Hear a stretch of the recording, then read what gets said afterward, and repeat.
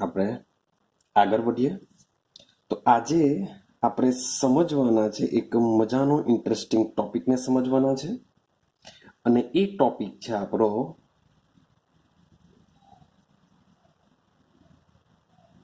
નિયમ નિષ્ઠ ભાર. આજે આપણે સમજવાના છે નિયમ નિષ્ઠ ભાર, જેને ઇંગ્લિશમાં ફોર્મલ ચાર્જ કહેવામાં આવે છે. શું કહેશું આપણે ઇંગ્લિશમાં એને? Formal charge.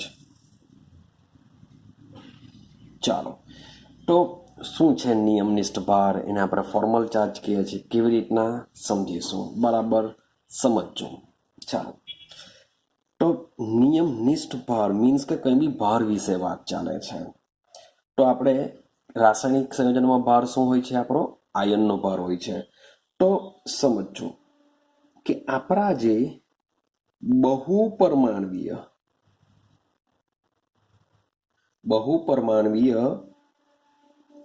આયનો, બહુપરમાણવીય આયનનો મતલબ શું થાય? કે મારી પાસે એવો અણુ હોય કે એ અણુમાં ઘણા બધા પરમાણુઓ આવેલા હોય છે અને એ જે અણુ છે એ અણુ પાછો શું કરે છે? વીજભાર ધરાવે છે.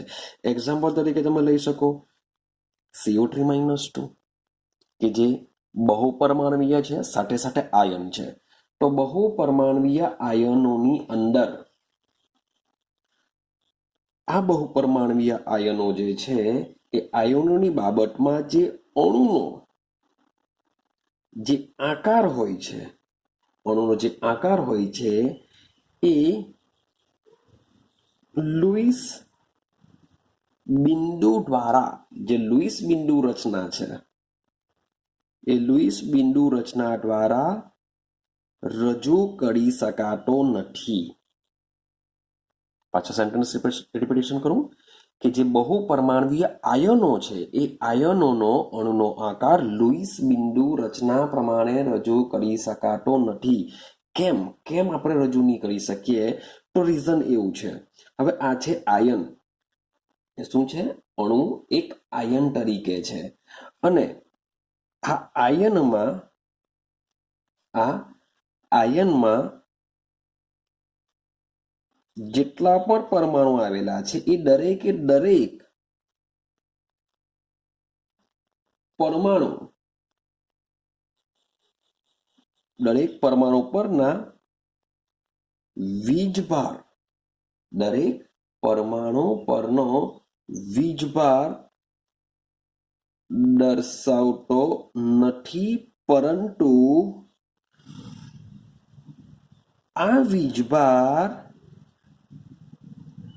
એકંદરે શાનો હોય છે? અણુનો હોય છે. સમજો બીજું સેન્ટેન્સ કે મારી પાસે જે અણુ છે જે આયન સ્વરૂપમાં છે, એ આયન સ્વરૂપમાં જે આયન છે જેના માથા ઉપર વીજભાર છે, એ વીજભાર કોઈ પણ પર્ટિક્યુલર પરમાણુ પરનો હોતો નથી. એટલે કે CO3-2 છે તો એના પર જે -2 વીજભાર છે એ કોઈ પણ એક પરમાણુ પર ફિક્સ રહેવાનો નથી, એ કોઈ પણ એક પરમાણુનો હોતો નથી. આથી જે વીજભાર હોય છે કોનો હોય છે? સમગ્ર એકંદરે આખા અણુનો હોય છે. હું એમ નહીં કહી શકું કે ચાલો ભાઈ આમાં કોઈ પણ 2 ઓક્સિજન પર -2 હશે પણ એ 2 ઓક્સિજન તે જ રહેશે, એ હું કહી શકતો નથી. જે આપણે એક્ઝામ્પલ લેશું એ એક્ઝામ્પલ દ્વારા સમજવાનો પ્રયત્ન કરીશું. તો શબ્દ સમજો કે આ જે અણુ છે એ અણુ જે આયન સ્વરૂપે છે એમાં દરેક પરમાણુ પરનો વીજભાર દર્શાવતું નથી, પણ એ ખરેખર શું હોય છે? એકંદરે આખા અણુ પરનો ભાર સૂચવે છે. તો શું આપણે પરમાણુ પરનો વીજભાર શું દર્શાવી શકતા નથી? તો ભાઈ દર્શાવી શકાય છે. તો પરમાણુ પરનો જે વીજભાર દર્શાવવાની રીતને જ આપણે શું કહીએ છીએ? નિયમ નિષ્ઠ ભાર કહીએ છીએ. કે અણુમાં જેટલા પણ પરમાણુ આવેલા છે એ પરમાણુ ઉપર કેટલો વીજભાર હશે એને આપણે શું કહીએ છીએ? નિયમનિષ્ઠ ભાર કહીએ છીએ. રેડી છે? તો પરમાણુમાં દર્શાવી શકીએ છીએ પણ એ જે ભાર હશે એ ભાર ફિક્સ રહેતો નથી, ફિક્સ પરમાણુ પર હશે નહીં. એ જ આ વસ્તુ સેકન્ડ પોઈન્ટમાં સમજાવવા માંગે છે કે એના ઉપર જે વીજભાર દર્શાવ્યો છે એ આખા અણુનો વીજભાર છે, એ પર્ટિક્યુલર પરમાણુનો હોતો નથી. કેવી રીતના સમજતા જજો. ચાલો તો અહીંયા સમજીએ હવે કે પરમાણુ પરનો વીજભાર જે આપણે દર્શાવીએ છીએ એને શું કહેશું? નિયમનિષ્ઠ ભાર કહેશું. તો નિયમનિષ્ઠ ભારને કેવી રીતના શોધી શકાશે? તો યાદ રાખજો, તમારે એક સેન્ટેન્સ યાદ રાખવાનું છે કે ભાઈ જ્યારે પરમાણુ મુક્ત અવસ્થામાં હોય, વાત ચાલે છે અણુ, માની લો કે અણુમાં મારે કાર્બનનો જાણવો છે, તો કાર્બન જ્યારે મુક્ત અવસ્થામાં હોય ત્યારની વાત છે કે મુક્ત અવસ્થામાં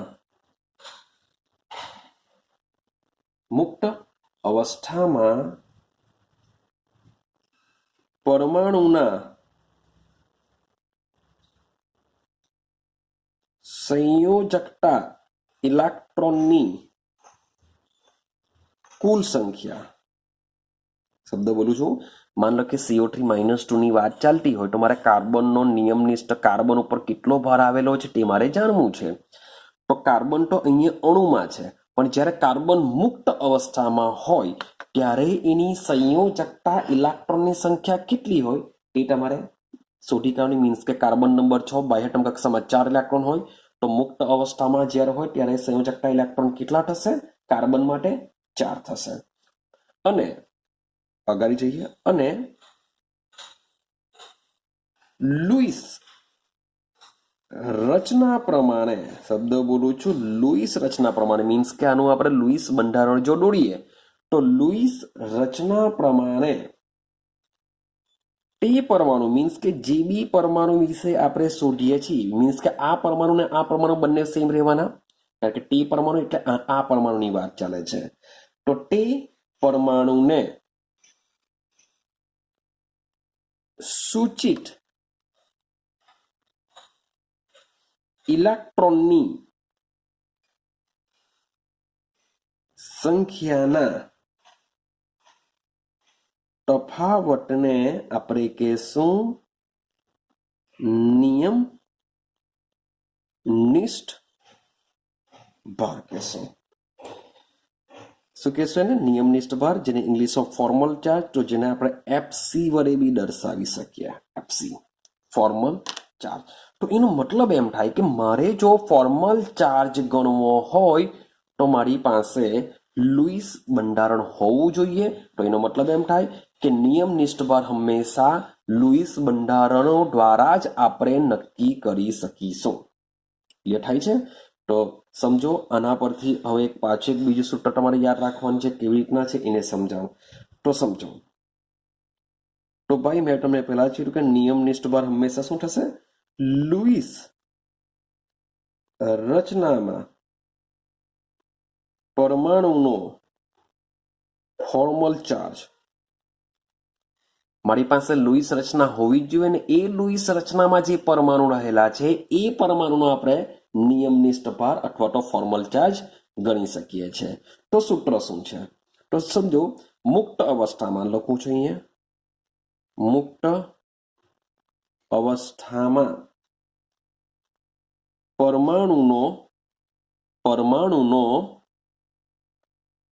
પરમાણુની લખીએ, પરમાણુની સંયોજકતા ઇલેક્ટ્રોનની કુલ સંખ્યા. મુક્ત અવસ્થામાં પરમાણુની સંયોજકતા ઇલેક્ટ્રોનની કુલ સંખ્યા. તફાવતને આપણે માઇનસ ટી કહીશું. હવે સમજો શું કીધેલું છે? લુઈસ રચના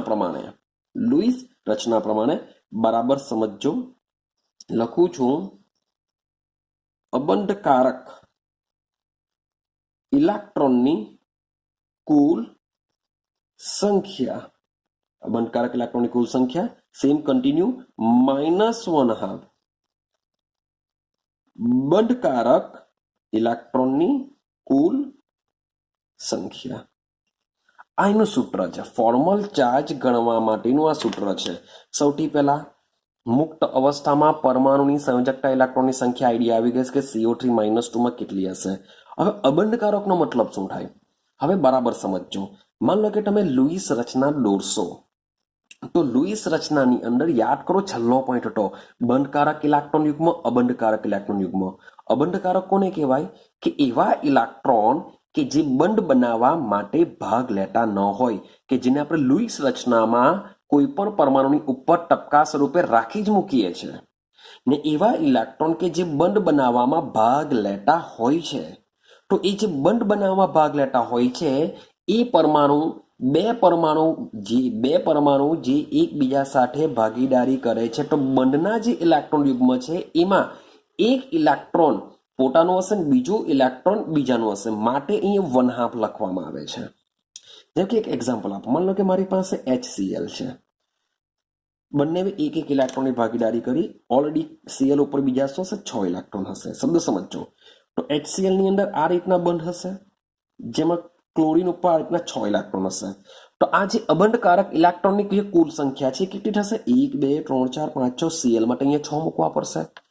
હવે બંધકારક કેટલા થવાના? બંધકારકનો મતલબ શું થાય? તો જો Cl ની વાત કરું તો Cl ની અંદર કેટલા થશે?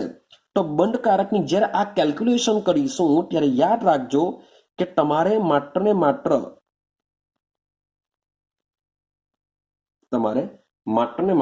બંધકારકની અંદર જેટલા ઇલેક્ટ્રોન એના હોય છે તે જ લખવાના છે, હાઇડ્રોજનના લેવાના નથી. અથવા તો આ વન હાફ મીન્સ કે નહીં લખવું હોય તો જો વન હાફ લખવું હોય તો બંધકારકના ટોટલી બંને લઈ લેવું, કારણ કે ઓલરેડી આપણે વન હાફ કરી છે, મીન્સ કે ભાગ્યા એક, એટલે એક બીજાનો હશે, એક જાતનો હશે. માટે વન હાફ આપણે લખીશું એનો મતલબ શું થાય? કે આ બંને ઇલેક્ટ્રોનને આપણે લઈ જ લેશું, બંને ઇલેક્ટ્રોનને લઈ લેશું, કારણ કે વન હાફ છે. વન હાફ નહીં મૂકેલો હોય તો આપણે શું કરવું પડશે? એક જ ઇલેક્ટ્રોન લેવો પડે. પણ સૂત્રમાં આપણે ઓલરેડી વન હાફ લખીએ છીએ, માટે શું કરીશું? બંધકારકના બંને ઇલેક્ટ્રોનને ક્લોરીનની ગણતરીમાં આપણે લેવા પડશે. ક્લિયર? ચાલો તો એક એક્ઝામ્પલ દ્વારા સમજીએ, જેથી તમને હજુ વધારે ક્લિયરિફિકેશન થશે કે ખરેખર નિયમનિષ્ઠ ભાર કેવી રીતના શોધવામાં આવે છે. તો આપણે એક્ઝામ્પલ તરીકે લઈએ O3. શું લઈએ આપણે? O3 નું એક્ઝામ્પલ લઈએ. ચાલો હવે O3 ની વાત કરીએ તો લુઈસ પ્રમાણે સ્ટ્રક્ચર દોરવા પડશે આપણે, તો જ મીન્સ કે લુઈસ બંધારણ પ્રમાણે જ આપણે નિયમનિષ્ઠ ભાર શોધી શકીએ છીએ. તો O3 ની વાત કરીએ તો O3 ની સંયોજકતા કક્ષામાં કેટલા ઇલેક્ટ્રોન આવશે? ઓક્સિજનનો નંબર હોય છે 8, તેની બાહ્યતમ કક્ષામાં હોય છે 6 ઇલેક્ટ્રોન. એવા 3 છે, એટલે કે ટોટલ મળીને 18 ઇલેક્ટ્રોન સંયોજકતા કક્ષાના હોય છે. ક્લિયર? ચાલો તો એનું જો સ્ટ્રક્ચર જો આપણે દોરીએ, લુઈસ બંધારણ જો દોરીએ તો ઓક્સિજન ઓક્સિજન ઓક્સિજન આ રીતના હું રાખું છું, હા કે ના?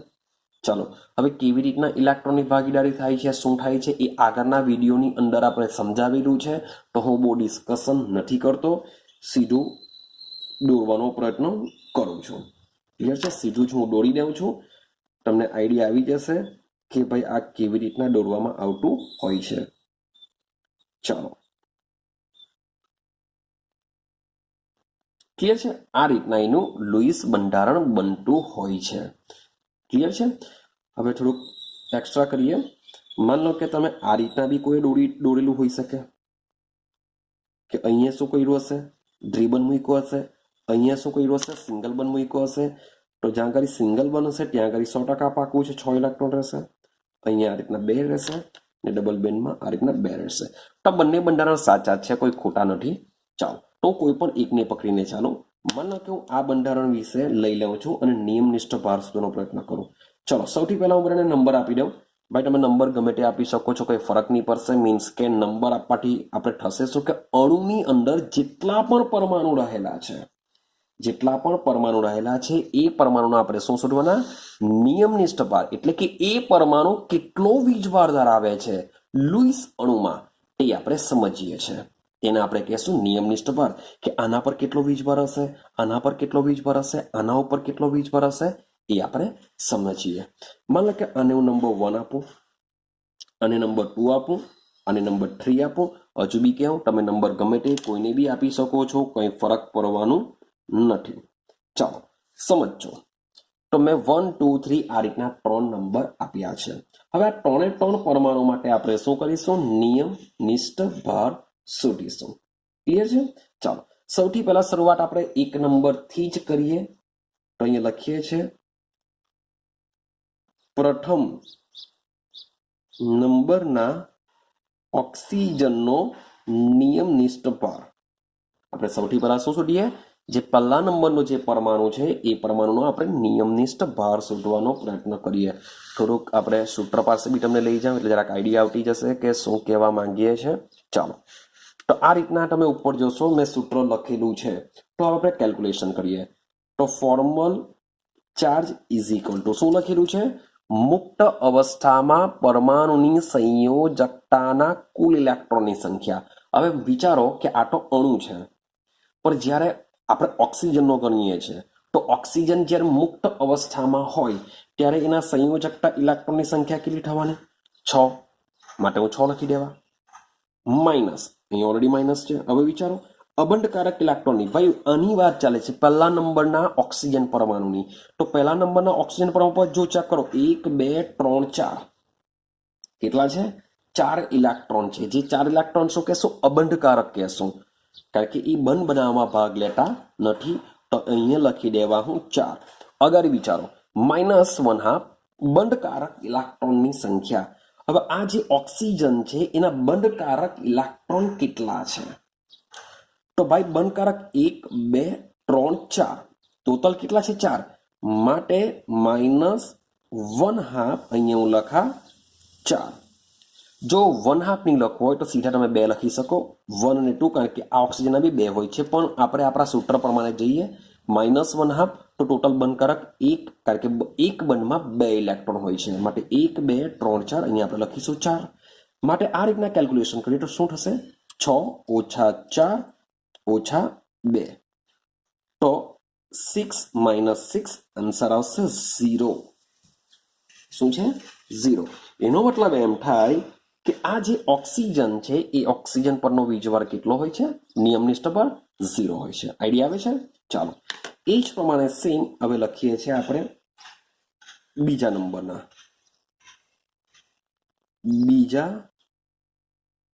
નંબરના ઓક્સિજનનો ફોર્મલ ચાર્જ ગણીએ. હવે આપણે ગણીશું બીજા નંબરના ઓક્સિજનનો ફોર્મલ ચાર્જ. સૂત્ર તમારે યાદ રાખવાનું છે કે formal charge is equal to સંયોજકતા કક્ષામાં કુલ ઇલેક્ટ્રોનની સંખ્યા. તો ભાઈ ઓક્સિજન છે એટલે 6 હશે. માઇનસ ભાઈ અબંધકારક ઇલેક્ટ્રોન. હવે ચેક કરો અબંધકારક સેકન્ડ નંબર પર કેટલા છે? 1 અને 2 ટોટલ 2 જ ઇલેક્ટ્રોન છે એટલે કે -2. -1/2 તો આવવાનું જ.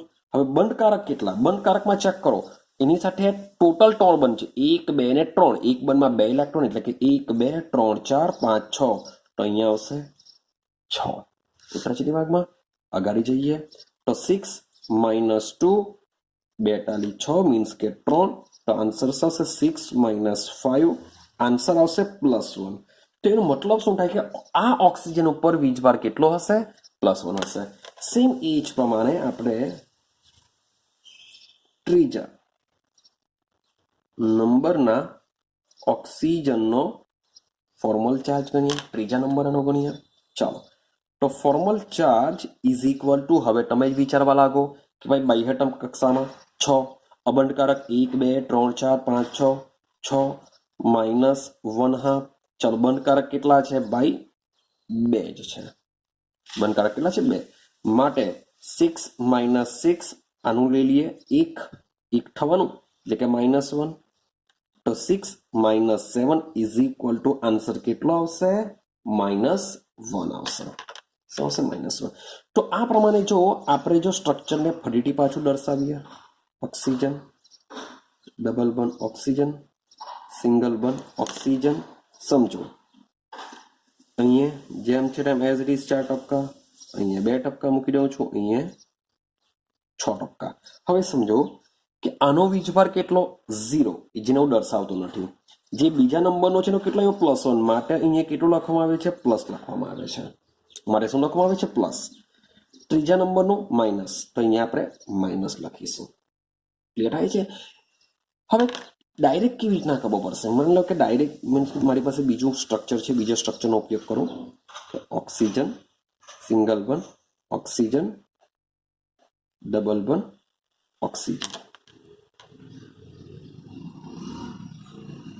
ચાલો, મને કે આ તમે લુઈસ બંધારણ દોર્યું, હવે તમારે ડાયરેક્ટ જ ગણવું હોય તો તમે કેવી રીતના ગણી શકો? તો વિચારો કે મુક્ત અવસ્થામાં જે પણ પરમાણુનો તમારે સીધો જ જો ફોર્મલ ચાર્જ ગણવો હોય તો તમે શું વિચારો? સૌથી પહેલા કે ભાઈ આ પરમાણુ મુક્ત અવસ્થામાં હોય ત્યારે એની સંયોજકતા કક્ષામાં કેટલા ઇલેક્ટ્રોન હોય? તો ભાઈ કેટલા હોય છે ઓક્સિજન પાસે?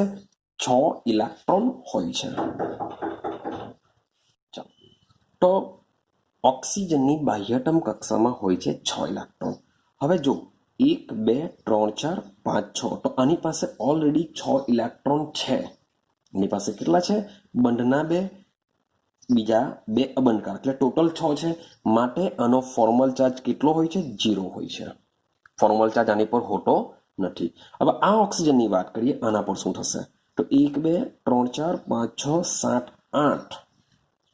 તમે વિચાર કરશો, સોરી ફોર ડેટ, ઓક્સિજન પાસે એકચ્યુઅલી 1 2 3 4 5, અહીંયા બી જોઈએ 1 2 3 4 5.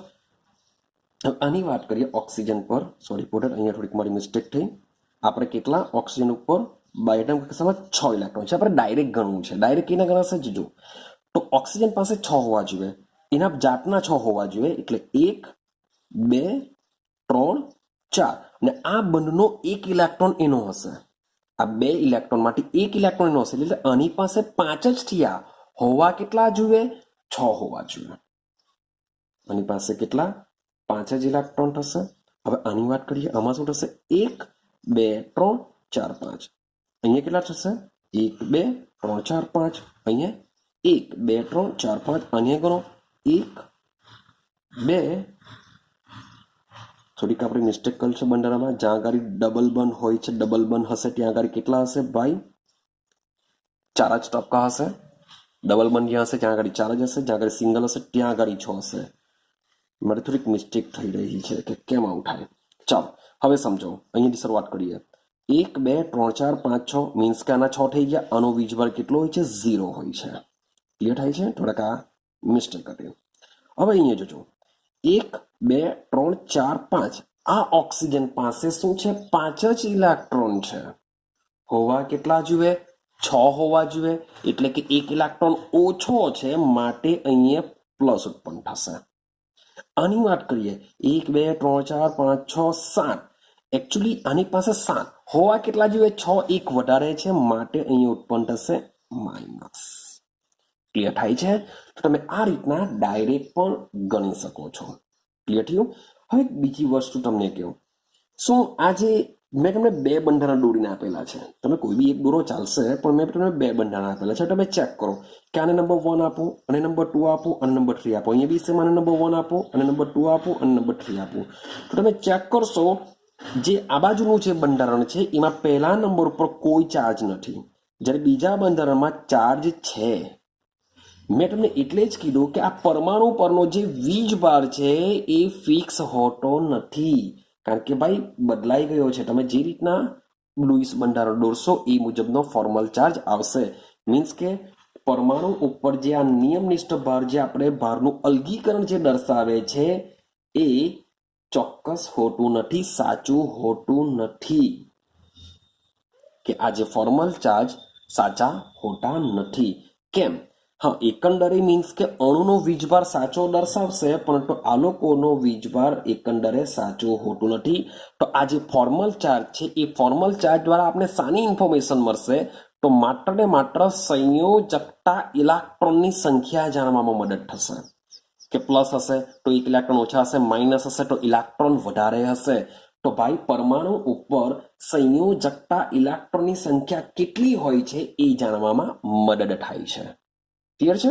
ચાલો, તો એના બીજા ઉપયોગ શું છે? નિયમનિષ્ઠ ભાર જો એમ કામ જ નહીં લાગતો હોય એવું તો નથી, તો કંઈ ને કંઈ તો કામ લાગતો હશે, તો જ એને આપણે સ્ટડી કરીએ છીએ. તો બાકીના જે વસ્તુ છે પછી સ્ટડી કરીએ. હવે તમને બીજા એક્ઝામ્પલ આપણે સમજવાનો પ્રયત્ન કરીએ. ચાલો, માન લો કે એકદમ સીધું સિમ્પલ એક્ઝામ્પલ CO2 લો. તટસ્થ મોલેક્યુલ છે. એમ તો એકચ્યુઅલી O3 પર તટસ્થ જ છે, પણ એમાં આવેલા જે પરમાણુ છે એ પ્લસ અને માઇનસ ધરાવે છે. તો એકંદરે ઓલ ઓવર જો વીજભાર જોઈએ તો એનો બી કેટલો થઈ જતો હોય છે? 0 થઈ જતો હોય છે. સેમ CO2 બી તટસ્થ છે. જોઈએ, હું ડાયરેક્ટ જ સીધું એનું બંધારણ દોરું કે C ડબલ બંધ O ડબલ બંધ O. આ રીતના એનું બંધારણ આવતું હોય છે. અને ઓક્સિજનની વાત કરીએ તો ઓક્સિજન પર શું હોય છે? આ રીતના 4 ઇલેક્ટ્રોન અબંધકારક હોય છે. હવે તમે ડાયરેક્ટ જ આપણે ગણવાનો પ્રયત્ન કરીએ. ઓક્સિજનની બાહ્યતમ કક્ષામાં 6 ઇલેક્ટ્રોન હોય છે. માટે 1 2 3 4 5 6 થઈ ગયા. નિયમનિષ્ઠ બાર 0. 1 2 3 4 એક ઇલેક્ટ્રોન લઈ લો. 5 6 આનો બી 0. કાર્બનની બાહ્યતમ કક્ષામાં 4 ઇલેક્ટ્રોન હોય છે. 1 2 3 4 આના બી 4 થઈ ગયા. ઇટ્સ 0. માટે CO2 માં નિયમનિષ્ઠ ભાર બધા પર કેવો હોય છે? 0 હોય છે. માટે જ મોટે ભાગે તમને શાની વાત કરે છે? આયનની વાત ચાલે છે કે બહુ પરમાણુય આયનોમાં નિયમનિષ્ઠ ભાર તમને જોવા મળી શકે છે. ચલો એક બીજું એક્ઝામ્પલ લઈએ, સમજો. વાત કરીએ આપણે NO2 માઇનસની. આપણે શાની વાત કરીએ? NO2 માઇનસની વાત કરીએ. હવે NO2 માઇનસની અંદર તમારો જે નાઇટ્રોજન છે, નાઇટ્રોજન ક્યાં આવવાનો? સેન્ટર પર આવશે. એક સાઈડ ડબલ બોન્ડ ઓક્સિજન, એક side single bond oxygen. I hope so કે તમને આઈડિયા આવી જશે. કે કેવી રીતના આ હું લખું છું, કારણ કે ઓલરેડી તમે સમજીને આવેલા છો. તો આ રીતના બી લખી શકાય, અથવા અહીંયા ડબલ બનશે, અહીંયા સિંગલ બનશે. તો આપણે ડાયરેક્ટ ખાલી ફોર્મલ ચાર્જ ગણી જોઈએ. ડાયરેક્ટ જ ગણીએ. જોજો શું થશે. તો ઓક્સિજનની બાહ્યતમ કક્ષામાં 6. આ તો મીન્સ કે મે બી તમને MCQમાં જો પૂછાય જેને નંબર આપી દે ને પૂછી કાઢે કે ફોર્મલ ચાર્જ કેટલો, તો સીધો તમે VSQમાં તમે આ રીતના શોધી શકો છો. પણ જો તમને 2 માર્ક્સમાં કેલ્ક્યુલેશન કરવાનું પૂછે તો આપણે કેલ્ક્યુલેશન બી આપણે સૂત્ર પ્રમાણે કરશું. ચાલો સેમ વસ્તુ જ રાખજો. તો આનો ભાર કેટલો હશે? 0 હશે. કેમ? 1 2 3 4 5 6 થઈ ગયા. નાઇટ્રોજનની વાત કરીએ 1 2 3 4 5, અહીંયા 0. 1 2 3 4 5 6 7. આની પાસે એક વધારે છે, માટે આનો કેટલો હશે? -1 આવશે. તો જે આપણે આ રીતના ડાયરેક્ટ લખેલો છે, હવે આપણે ફોર્મલ ચાર્જની ગણતરી કરીએ. માની લો કે આ નંબર 1 છે, આ નંબર 2 ઓક્સિજન છે, કારણ કે એ બંને સેમ છે. તો આપણે સૌથી પહેલા ફોર્મલ ચાર્જ ગણીએ. કોના માટે? નંબર 1 માટે, એટલે કે પહેલા ઓક્સિજન માટે ફોર્મલ ચાર્જ ગણીએ. તો યાદ કરો ફોર્મલ ચાર્જનું સૂત્ર શું છે? જ્યારે ઓક્સિજન પરમાણુ માટે ચાલે છે, તો ઓક્સિજન પરમાણુ જ્યારે મુક્ત અવસ્થામાં હોય ત્યારે સંયોજકતા ઇલેક્ટ્રોનની સંખ્યા 6. ક્લિયર? માઇનસ ઓક્સિજન ઉપર અબંધકારક 1 2 3 4 ટોટલ 4 ઇલેક્ટ્રોન, -1/2 બંધકારક 1 2 3 4 ટોટલ 4 ઇલેક્ટ્રોન. થઈ ગયું? તો 6 -4 માઇનસ કેટલા આવશે? 2. માટે 6 - 6 = 0. ચેક કરો. નિયમનિષ્ઠ ભાર 0 આવી ગયો. હા કે ના? હવે નાઇટ્રોજન માટે ચેક કરીએ. નાઇટ્રોજન માટે ફોર્મલ ચાર્જ શું હોઈ શકે? નાઇટ્રોજનની વાત ચાલે છે. ચાલો નાઇટ્રોજનની યાદ કરો, સૂત્ર યાદ રાખવું જ પડશે કે પરમાણુની સંયોજકતા કક્ષામાં કુલ ઇલેક્ટ્રોન. વાત કરું છું સંયોજકતા, માત્ર ને માત્ર બાહ્યતમ કક્ષાના ઇલેક્ટ્રોનને જ લેવાના છે. વારંવાર કહું છું. એમ તો નાઇટ્રોજન નંબર હોય છે 7, પણ એની બાહ્યતમ કક્ષામાં હોય છે માત્ર 5 ઇલેક્ટ્રોન, જેને આપણે સંયોજકતા ઇલેક્ટ્રોન કહીએ છીએ. તો અહીં લખીશું 5 માઇનસ. ચાલો નાઇટ્રોજન ઉપર અબંધકારક કેટલા? 2 -1/2. ચાલો બંધકારક 1 2 3 4 5 6 ટોટલ 6 ઇલેક્ટ્રોન બંધકારક છે. તો શું થશે? 5 - 2 -3 શું થઈ જશે? 5 - 5 = 0. ચેક કરો. 0 આવી ગયો. હા કે ના? હવે લાસ્ટ જોઈએ, જે 2 નંબરનો ઓક્સિજન છે એની વાત કરીએ.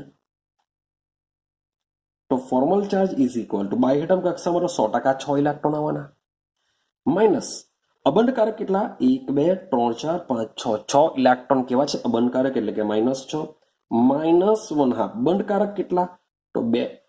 1 અને 2, તો 2 લખીશું. તો 6 - 6 -1, એટલે કે 6 - 7 = -1. જો -1 હોય છે. આઈડિયા આવે છે? તો આ રીતના તમારે ફોર્મલ ચાર્જની કેલ્ક્યુલેશન કરવાની હોય છે. આઈ હોપ સો કે ક્લિયર થયું હોય. ચાલો એક લાસ્ટ એક્ઝામ્પલ લઈ લઈએ. આપણે વાત કરીએ NH4+ ની વાત કરીએ કે NH4+ કેવી રીતના આપણે થશે. તો સેમ એને બી જરાક દર્શાવીએ. Nitrogen, hydrogen, hydrogen, hydrogen. સમજો પહેલા NH ની વાત કરું. NH એકચ્યુઅલી આ રીતના હોય છે કે નાઇટ્રોજન પાસે બાહ્યતમ કક્ષામાં 5 હોય છે, તે માટે 3 શું કરે છે? આ રીતના વપરાઈ જાય. હવે આની પાસે જે એક અબંધકારક ઇલેક્ટ્રોન યુગ્મ રહેશે જે H+ આવશે. હવે H+ જોડાવા આવે તો એ બંને ઇલેક્ટ્રોન કોને આપી દેશે? હાઇડ્રોજનને આપી દે છે. માટે નાઇટ્રોજન ઉપર એકચ્યુઅલી તમારા જે ઇલેક્ટ્રોન હોવા જોઈએ તે બધા શું થઈ જશે? વપરાઈ જશે, એક પણ રહેશે નહીં. તો બધાનો ફોર્મલ ચાર્જ ગણીએ. સૌથી પહેલા હાઇડ્રોજનની વાત કરીએ તો હાઇડ્રોજનની બાહ્યતમ કક્ષામાં કેટલા હોય છે? ભાઈ એક જ ઇલેક્ટ્રોન હોય છે. હવે તમે ચેક કરશો તો જો હાઇડ્રોજન 1 0, હાઇડ્રોજન 1 0, હાઇડ્રોજન પાસે એક છે જ, આનો એક કેવાશે 0, હાઇડ્રોજનનો એક છે 0. નાઇટ્રોજનની બાહ્યતમ કક્ષામાં કેટલા હોવા જોઈએ? 5 હોવા જોઈએ. તો 1 2 3 4 4 ઇલેક્ટ્રોન નાઇટ્રોજનના કેવાશે. ભાઈ એક મિસિંગ છે, એક મિસિંગ છે એટલે ઉત્પન્ન થશે પ્લસ. માટે NH4+ જે નાઇટ્રોજનનો નિયમનિષ્ઠ ભાર કેટલો હોય છે? +1 હોય છે. હવે આપણે એને સાબિત કરીએ તો સૂત્ર મૂકીએ. હું માત્ર નાઇટ્રોજનની જ વાત કરું છું, હાઇડ્રોજન માટે દર્શાવતો નથી કારણ કે ઇઝી છે, આઈડિયા આવી જશે. તે છતાં બી ચાલો આપણે એક હાઇડ્રોજન માટે મૂકી દઈએ, 4 4 માટે સેમ જ થવાનું છે. તો હાઇડ્રોજનની બાહ્યતમ કક્ષામાં ઇલેક્ટ્રોન કે જ્યારે મુક્ત અવસ્થામાં હોય ત્યારે ઇલેક્ટ્રોન 1 માઇનસ અબંધકારક કેટલા? 0 -1/2. બંધકારક કેટલા? ભાઈ બધામાં કેટલા આવશે? સોરી ફોટેડ, બધામાં 2 આવશે. 1 2 1 2 1 2 1 2. રેડી છે? તો 1 -0 2 × 2 એટલે કે 1, એટલે કે 1 - 1 = 0. માટે દરેક હાઇડ્રોજન પર ફોર્મલ ચાર્જ કેટલો હોય છે? 0 હોય છે. મેઇન તો આપણે સમજવાનું છે નાઇટ્રોજન માટેનો ફોર્મલ ચાર્જ. ચાલો જોજો. હવે નાઇટ્રોજનની સંયોજકતા કક્ષામાં ઇલેક્ટ્રોન હોય છે 5. રેડી છે? માઇનસ અબંધકારક તમે નાઇટ્રોજનની આજુબાજુ કોઈ પણ દેખાતા નથી માટે 0 -1/2. બંધકારક ઇલેક્ટ્રોન તો 2 ને 2 4 5 6 7 8 ટોટલ 8. તો 5 - 4 4 2 8 એટલે કે 4. આન્સર આવશે +1. માટે નાઇટ્રોજન ઉપર મેં કેટલા લખેલો છે? +1 વીજભાર દર્શાવ્યો છે. ક્લિયર છે? તો આઈ હોપ સો કે તમને આ રીતના ફોર્મલ ચાર્જની કેલ્ક્યુલેશન કરતા આવડી જશે. તો કોઈ પણ જે પણ આયનીય હોય છે એ આયનીય સંયોજનોના ફોર્મલ ચાર્જ તમારે આ રીતના તમે ગણી શકો છો. તો મેં તમને કીધું કે આ ફોર્મલ ચાર્જનો ઉપયોગ શું થાય. તો સૌથી પહેલા મેં તમને કીધું કે અણુમાં આજે દરેક પરમાણુ પર આપણે જે ફોર્મલ ચાર્જ ગણીએ છીએ એ ફોર્મલ ચાર્જ ખરેખર સાચો હોતો નથી. કારણ કે આ જ NO2 ની જો વાત કરીએ તો આને હું જરાક ફેશનમાં આ રીતના બી દર્શાવી શકું કે ઓક્સિજન સિંગલ બંધ, નાઇટ્રોજન ડબલ બંધ ઓક્સિજન. જે આ પહેલા પરમાણુ પર જે અબંધકારક હતો તેની જગ્યા આની પર 6 હશે, આના પર 4 હશે, આના પર 2 હશે. તો હવે આનો -1 થઈ જશે. પહેલા આનો 0 હતો, હવે આનો -1 થઈ જશે. તો જે ફોર્મલ ચાર્જ છે, અણુમાં રહેલા જે પરમાણુનો જે ફોર્મલ ચાર્જ છે એ ખરેખર સાચો હોતો નથી. કેમ? કારણ કે એ ખરેખર શું છે? આખા અણુનો ભાર દર્શાવે છે. પણ તેમ છતાં પણ ફોર્મલ ચાર્જ દ્વારા કોઈનો પણ જે ફોર્મલ ચાર્જ હોય તેના દ્વારા પરમાણુની સંયોજકતા ઇલેક્ટ્રોનની સંખ્યા જાણી શકાય. કેવી રીતના? હવે સમજો આ જે ઉપરનું જે એક્ઝામ્પલ તમને દેખાય છે એમાં નાઇટ્રોજનનો મેં ફોર્મલ ચાર્જ +1 લખેલો છે. તો એના પરથી નાઇટ્રોજન ઉપર સંયોજકતા ઇલેક્ટ્રોન કેટલા હશે? જરા ગેસિંગ કરો, વિચારો કે નાઇટ્રોજનની બાહ્યતમ કક્ષામાં હોય છે 5 ઇલેક્ટ્રોન. હવે અહીંયા +1 લખેલું છે, +1 લખેલું છે એનો મતલબ શું થશે?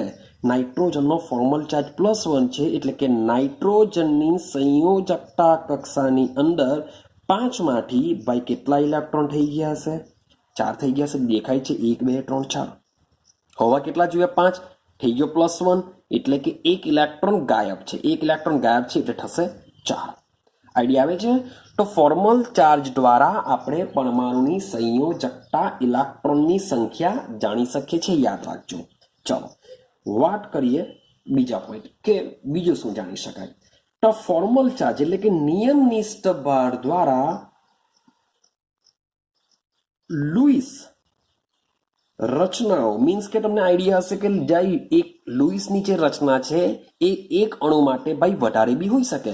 મેં તમને અહીં NO2- માટે દર્શાવી છે કે NO2- માટે આ રીતના 2 દર્શાવી શકાય, સેમ O3 માટે બી 2 દર્શાવી શકાય. તો આ જે એક કરતા જ્યારે વધુ સંખ્યામાં આપણે જ્યારે લુઈસ બંધારણને દર્શાવીએ છીએ તો આ બધા બંધારણોને તેમના સંસ્પંદન બંધારણો કહેવાશે. યાદ રાખજો શબ્દ, ચેપ્ટરમાં આપણે ભણવાના જ છે. તો આ 2 બંધારણને NO2- ના શું કહેવાશે? સંસ્પંદન બંધારણ કહેશું. રેઝોનન્સ સ્ટ્રક્ચર કહેવાશે એની ઇંગ્લિશમાં. શું કહેવાશે? Resonance structure. તો આ 2 બંધારણ NO2- ના શું કહેવાશે? સંસ્પંદન બંધારણ કહેવાશે. તો નિયમનિષ્ઠ ભાર દ્વારા જે લુઈસની શક્ય રચનાઓ છે એ લુઈસની રચનાઓની સંખ્યામાંથી જેટલા પણ લુઈસ બંધારણો રચી શકાય છે એમાંથી, એ રચનાઓમાંથી નિમ્નતમ ઉર્જા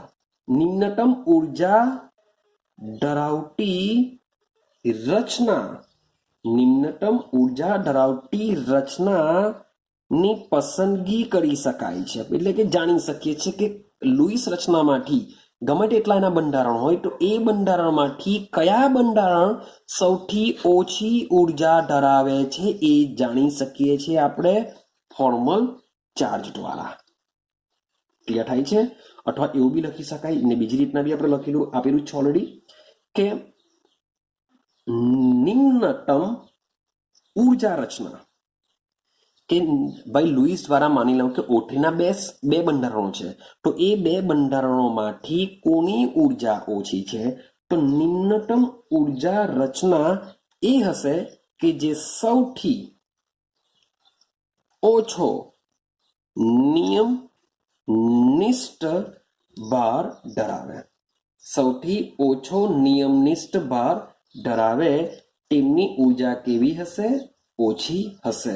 ને જેમની નિમ્નતમ ઉર્જા હશે તેની સ્થાયિત્વતા પણ વધુ હોય છે. યાદ રાખજો આ શબ્દ, કે જે લુઈસની રચના હશે, ઘણા બધા એક કરતા વધુ બંધારણો શક્ય હોય તો એ બધા બંધારણોની ઉર્જા કેવી હશે? જુદી જુદી હશે. તો એમાં સૌથી ઓછી ઉર્જાવાળું શાના પરથી જાણી શકાય? નિયમનિષ્ઠ ભાર પરથી જાણી શકાય, કે જેમાં નિયમનિષ્ઠ ભાર સૌથી ઓછો હોય તેની ઉર્જા બી ઓછી હશે, માટે એની સ્થાયિત્વતા પણ વધુ હશે. ક્લિયર થાય છે? હા કે ના? ચાલો, તો આ બધા પોઈન્ટ તમને ખૂબ જ ઇમ્પોર્ટન્ટ હોય છે. હવે જે ફોર્મલ ચાર્જ છે, જે નિયમનિષ્ઠ ભાર છે, એ નિયમનિષ્ઠ ભાર એ છે કે જે બંધના શુદ્ધ સહસંયોજક બંધનો ખ્યાલ ધરાવે. હવે શુદ્ધ સહસંયોજક બંધ કોને કહેવાય? તો જ્યારે 2 પરમાણુ એકબીજા, માન લો કે હાઇડ્રોજન એકબીજા સાથે જોડાય છે તો બંને શું કરે છે? એક ઇલેક્ટ્રોનની ભાગીદારી કરે છે. તો આવા સહસંયોજક બંને શુદ્ધ સહસંયોજક બંધ કહેવાશે. જ્યારે કેટલાક કિસ્સામાં શું થાય? મેં તમને NH4 નું એક્ઝામ્પલ આપ્યું. આ NH3 છે, નાઇટ્રોજન પાસે એક બંધકારક ઇલેક્ટ્રોન યુગ્મ હોય છે. હવે જો H+ આની સાથે જોડાવા આવે તો આ નાઇટ્રોજન જ H+ ને બંને ઇલેક્ટ્રોન આપી દેશે બંધ બનાવવા માટેના. એમ બી H+ પાસે ઇલેક્ટ્રોન છે જ નથી, જે એક હતો તે બી ગુમાવી દો, માટે જ પ્લસ બન્યો. માટે આને H+ જો નાઇટ્રોજન સાથે જોડાવવું હોય તો શું કરવું પડશે? કે આ જે અબંધકારક ઇલેક્ટ્રોન યુગ્મ છે એ શું કરશે? બંધ બનાવવા માટે આપી દેશે. એટલે કે આ જે રચાય છે એ રચાશે, એને કહેવાશે સવર્ગ સહસંયોજક બંધ. તો એ શુદ્ધ સહસંયોજક બંધ હોતો નથી. ક્લિયર થાય છે? તો આ વસ્તુ છે તમારું નિયમનિષ્ઠ ભાર વિશે. ક્લિયર છે? તો આઈ હોપ સો કે તમને નિયમનિષ્ઠ ભાર હવે કમ્પ્લીટ થઈ ગયું હોય. તો તમે તટસ્થ માટે બી મીન્સ કે CO3-2 છે તો એ આયનીય કહેવાશે. ઓઝોન છે તટસ્થ છે, CO2 તટસ્થ છે, તો બધા માટે નિયમનિષ્ઠ ભાર શોધી શકાશે. પણ CO2 માટે આપણે જોઈને આવીએ કે એના માટે ટોટલ જેટલા પણ પરમાણુ હોય છે એના માટે 0 હોય છે. તો હું એમ નથી કહેતો કે O3 છે તો O3 માં બી એમ ઓલરેડી આખો મોલેક્યુલ તટસ્થ છે, પણ એની અંદર જે પરમાણુ રહેલા છે એ પ્લસ અને માઇનસ વીજભાર ધરાવી શકે. તો કેટલીક વાર શું થાય કે CO3 -2 હોય તો એના પર આજે -2 ચાર્જ એવી રીતના દર્શાવે છે કે એને કોઈ બીજા દ્વારા 2 ઇલેક્ટ્રોન મળ્યા છે, તો આનો ફોર્મલ ચાર્જ 100% હશે જ. હવે O3 ની વાત કરીએ, O3 માં આ તટસ્થ છે, પણ તેમ છતાં પણ એના જે ઓક્સિજન પરમાણુ છે એ ફોર્મલ ચાર્જ ધરાવે છે, એક પ્લસ અને એક માઇનસ છે. તો આ રીતના પ્લસ ને માઇનસ ટોટલ તટસ્થ બનશે, પણ ખરેખર ફોર્મલ ચાર્જ એનો હોય છે. તો મે બી તટસ્થ અણુમાં પણ ફોર્મલ ચાર્જ હોઈ શકે, પણ જે આયનીય પરમાણુ છે એ આયનીય અણુમાં પણ 100% ફોર્મલ ચાર્જ હોય છે, જેની કેલ્ક્યુલેશન તમે આ રીતના કરી શકો છો. ક્લિયર છે? તો આ કન્સેપ્ટ હતો આપણો ફોર્મલ ચાર્જનો.